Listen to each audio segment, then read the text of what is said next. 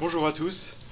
Pour cette première vidéo de l'année, je vous présente tout d'abord mes meilleurs vœux pour 2019, en espérant que nous aurons des marchés un peu plus cléments, notamment en Europe, et ce qui me semble assez évident, c'est d'avoir une volatilité un peu plus forte que ce qu'on a vu depuis quelques années.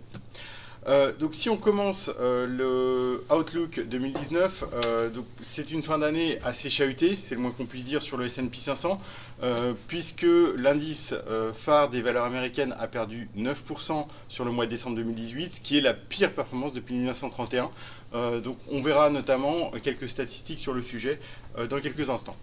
Ensuite, je ferai un petit point sur un thème que j'avais développé au mois de décembre dans la dernière vidéo de l'année, à savoir une death cross, croisement baissier entre les moyennes mobiles 50 et 200 jours sur l'indice S&P. Donc on fera un petit update de la situation depuis ce croisement. Et ensuite, dernier point sur l'or qui commence l'année de manière assez bullish. Donc première petite analyse statistique que j'ai publiée il y a à peu près une semaine dans un daily. Si on fait un point sur la performance de décembre 2018, ce qu'on peut voir, c'est que l'indice S&P a perdu 9%. 9%, comme vous le voyez sur ce tableau, c'est le pire mois de décembre depuis 1931. Donc une situation assez inédite, puisque dans l'histoire des marchés américains, donc depuis le début du XXe siècle à peu près, on voit que c'est la deuxième pire performance en décembre pour l'indice S&P.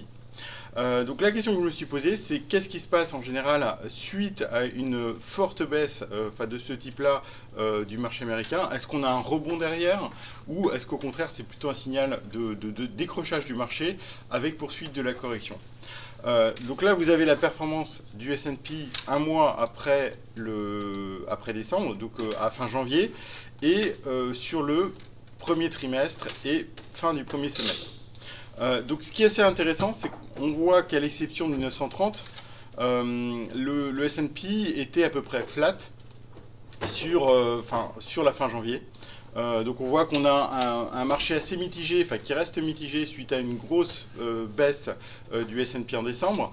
Et quand on regarde 3 mois plus tard, ce qu'on peut voir, c'est que dans 3 cas sur 4, donc à l'exception à nouveau du mois de 1930, on voit que l'indice S&P a continué à baisser de manière assez significative, puisque comme vous le voyez, dans 2 cas sur 3, l'indice a perdu entre 10 et 20%.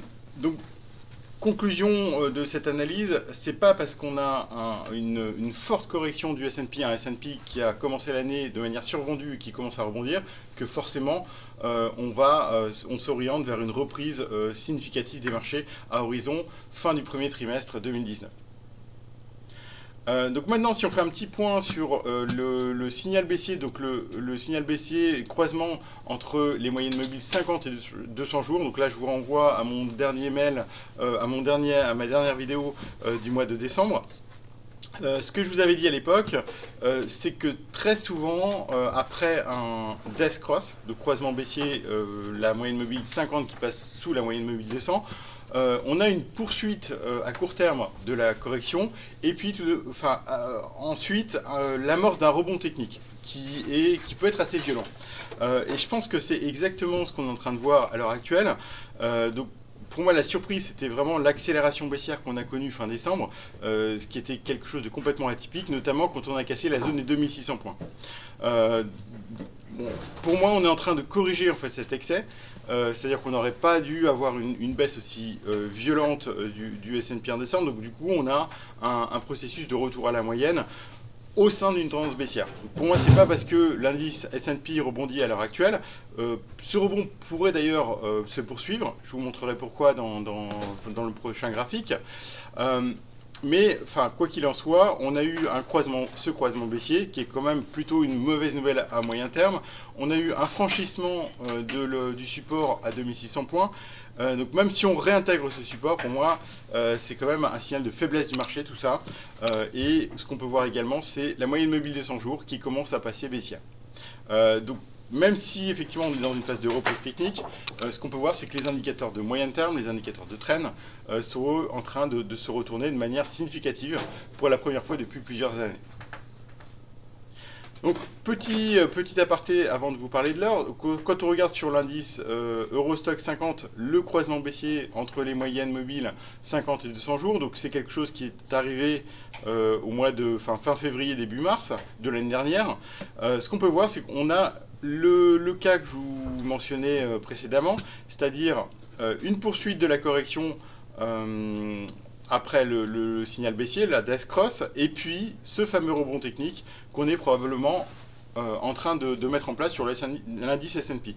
Donc ce que vous pouvez voir, c'est que dans le cas de l'Eurostoxx, c'était au mois d'avril-mai de l'année dernière, on a eu un rebond technique qui a été quand même très conséquent. Et qui a été assez pénible pour les baissiers, qui a nettoyé le marché des shorts, ce qu'on peut voir, avant de reprendre la tendance baissière. Donc on voit qu'on peut, le risque entre guillemets à court terme sur le S&P, c'est d'avoir une situation un peu similaire, c'est-à-dire un rebond qui se poursuit à court terme et qui débouche sur un faux départ haussier. Mais dans tous les cas, je pense qu'un retour du S&P sur les tops historiques n'est pas à l'ordre du jour.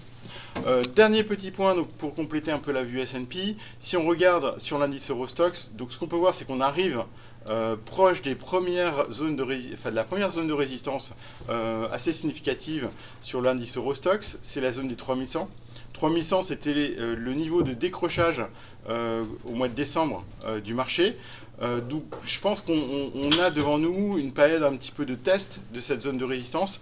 Néanmoins, je pense qu'a priori, l'indice Eurostoxx devrait être capable de dépasser cette zone de résistance avec en ligne de mire, en cas de franchissement, plutôt la zone des 3200-3250 points. Max, pour l'instant, à ce stade, 3300, qui sera à peu près le niveau de la moyenne mobile 200 jours d'ici quelques semaines. À surveiller également en cas de repli de court terme, peut-être une formation en tête-épaule inversée. Donc là, voilà, donc on pourrait éventuellement faire la deuxième épaule ici. Donc là, on pourrait éventuellement faire une petite tête-épaule inversée à surveiller potentiellement, ou bien un double bottom si on a une correction plus significative dans les semaines qui viennent. Donc à surveiller un peu les patterns. Dans tous les cas, moi je suis plutôt positionné pour avoir une poursuite de ce rebond technique, éventuellement avec après un petit pullback court terme, mais plutôt une poursuite du rebond dans les semaines à venir au minimum. Dernier graphe qui est assez intéressant en ce début 2019, ce qu'on peut voir, c'est que l'or sur le mois de décembre clairement changé de tendance à court terme, au moins à court terme. On a eu un très beau franchissement d'une zone de résistance, rupture de la moyenne mobile de 100 jours. On a aisément atteint un Fibonacci à 61,8 qui est comme vous le voyez, dans la zone des 1290 points, 1290 dollars.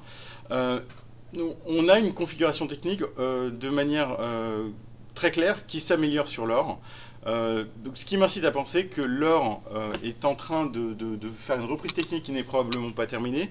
Donc je serais plutôt positionné à acheter les creux sur l'or en vue d'une poursuite de ce rebond. Donc on voit que le prochain Fibonacci c'est à 1318, voire éventuellement sur la zone des 1360 dans les mois à venir. Donc si on regarde un peu la configuration technique plus long terme de l'or, on voit qu'on est toujours depuis de nombreuses années sur une formation en base. Donc ce qui me paraît assez probable, c'est d'aller d'aller retester le haut de cette base qui est à 1360, voire éventuellement d'avoir une rupture haussière de toute cette figure chartiste pour initier un vrai mouvement haussier. Ce qui est intéressant dans ce scénario, qui pour l'instant demande à être confirmé, c'est qu'on voit que ça fait peser une grosse incertitude sur le dollar, vu la corrélation inversée qu'on a entre l'or et le dollar.